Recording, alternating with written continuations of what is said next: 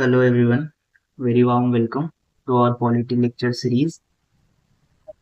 This is class 1 and today we are starting from very basics of Indian polity.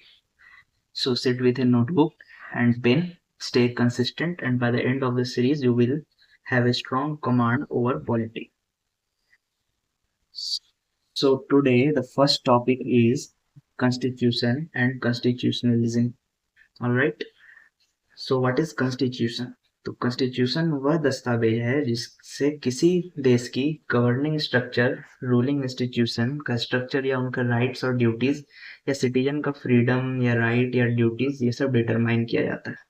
Simply कह सकते हैं कि constitution is highest law जिसके आधार पे पूरा देश चलता है। नाउ कॉन्स्टिट्यूशनलिज्म, तो इसका मीनिंग सिर्फ कॉन्स्टिट्यूशन के होने से नहीं होता बल्कि कॉन्स्टिट्यूशन के अकॉर्डिंग शासन चलाने का जो सिस्टम है उसको कॉन्स्टिट्यूशनलिज्म कहते हैं। Now the third is constitutional morality. तो कॉन्स्टिट्यूशन के वैल्यूज और प्रिंसिपल को के अकॉर्डिंग चलना ही कॉन्स्टिट्यूशनल मोरालिटी कहा जाता है। सिर्फ रिटन कॉन्स्टिट्यूशन को फॉलो करना कॉन्स्टिट्यूशनल मोरालिटी नहीं होता बल्कि उसके पीछे छुपे इमोशन या जो भी मतलब इंटेंशन से उसको इम्प्लीमेंट किया गया है उसको फॉलो करना वही कॉन्स्टिट्यूशनल मोरालिटी कहलाता है। तो एक concept of rule of law A V Dicey ने दिया था। So let's move on to the next slide. ये दो लैंडमार्क जजमेंट है जो कि सुप्रीम कोर्ट ने कॉन्स्टिट्यूशनलिज्म के रिगार्डिंग दिए हैं। फर्स्ट है रामेश्वर प्रसाद केस। तो इसके बैकग्राउंड स्टोरी को बताते हैं।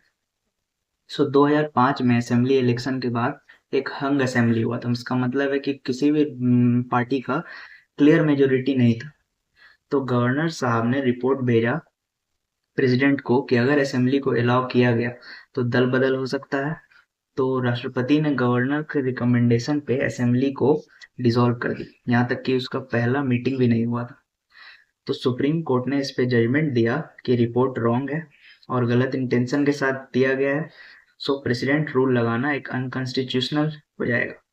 लेकिन तब तक असेंबली री इलेक्शन हो चुका था, इसलिए कोर्ट ने असेंबली रिस्टोर नहीं की। Now second is I R Coelho case. ये 2007 में हुआ। देखिए एक रूल क्या है कि 9th शेड्यूल में कोई भी लॉ हो उसका जुडिशियल रिव्यू नहीं किया जा सकता। 9th शेड्यूल लैंड रिफॉर्म्स के बारे में बताता है। तो इसमें क्वेश्चन ये था कि क्या पार्लियामेंट कोई भी लॉ को 9th शेड्यूल में ऐड करके उसको जुडिशियल रिव्यू से बचा सकता है। तो इस पे सुप्रीम कोर्ट ने जजमेंट दिया कि भले कोई भी लॉ 9th शेड्यूल में हो या नहीं हो, लेकिन अगर वो कॉन्स्टिट्यूशन के बेसिक स्ट्रक्चर को वायलेट करता है तो उसको अपने आप नल एंड वाइड डिक्लेयर कर दिया जाएगा।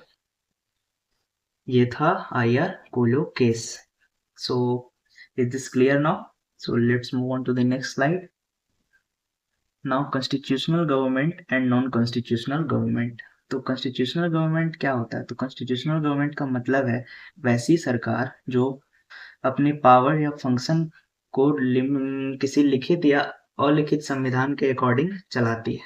इसमें गवर्नमेंट की पावर लिमिटेड होती है और उस पर कॉन्स्टिट्यूशनल चेक्स एंड बैलेंस लगे होते हैं। नॉन कॉन्स्टिट्यूशनल गवर्नमेंट का मतलब जस्ट उसका अपोजिट, वैसी सरकार जिसका जो कि किसी लिखित या अलिखित कॉन्स्टिट्यूशन के दायरे में नहीं चलती।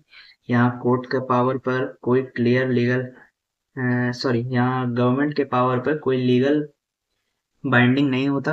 ये सारे फीचर्स हैं कॉन्स्टिट्यूशनल गवर्नमेंट और नॉन कॉन्स्टिट्यूशनल गवर्नमेंट के। ये एग्जांपल्स हैं जैसे कि यूएसए, यूके और इंडिया। यहाँ ये मतलब ये सब एग्जांपल है उन कंट्री का जहाँ कॉन्स्टिट्यूशनल गवर्नमेंट है। और ब्रूनेई, कतर और स्वादी यहाँ नॉन कॉन्स्टिट्यूशनल गवर्नमेंट है। Now written and unwritten constitution. So written constitution का मतलब है वैसा कॉन्स्टिट्यूशन जो कि सिंगल डॉक्यूमेंट में हो, सिस्टमेटिकली उसको लिखा गया हो या उसको बनाने के लिए प्रयास किया गया हो, जिसमें गवर्नमेंट के स्ट्रक्चर, पावर्स और सिटीजन्स के राइट ये सब क्लियरली मेंशन हो, उसी को रिटन कॉन्स्टिट्यूशन बोलते हैं। जैसे कि भारत में है, यूएसए में है। और अनरिटन कॉन्स्टिट्यूशन का मतलब है वैसा कॉन्स्टिट्यूशन जो एक सिंगल रिटन डॉक्यूमेंट में नहीं होता। ये मेनली कस्टम्स कन्वेंशन या पहले कोई लैंडमार्क जजमेंट दिया गया है या हिस्ट्री का कोई डॉक्यूमेंट है उस पर बेस्ड होता है। उसी को बोलते हैं अनरिटन कॉन्स्टिट्यूशन। जैसे कि ब्रिटेन का कोई भी रिटन कॉन्स्टिट्यूशन नहीं है। So now forms of government.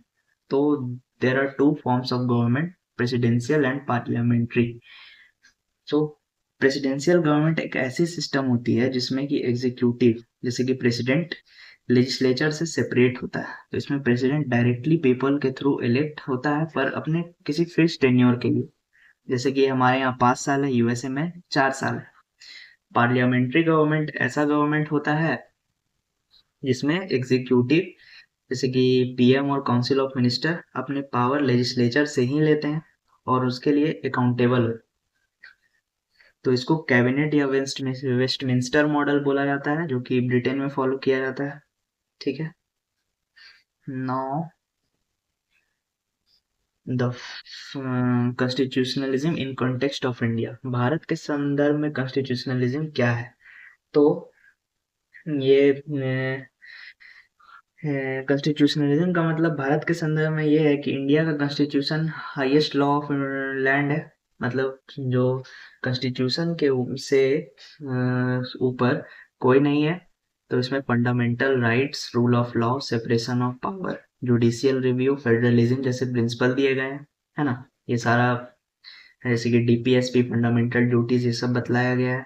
Government चाहे मेजोरिटी में हो या नहीं हो, तो फिर भी उसको कॉन्स्टिट्यूशन के फ्रेमवर्क के अंदर ही काम करना पड़ेगा।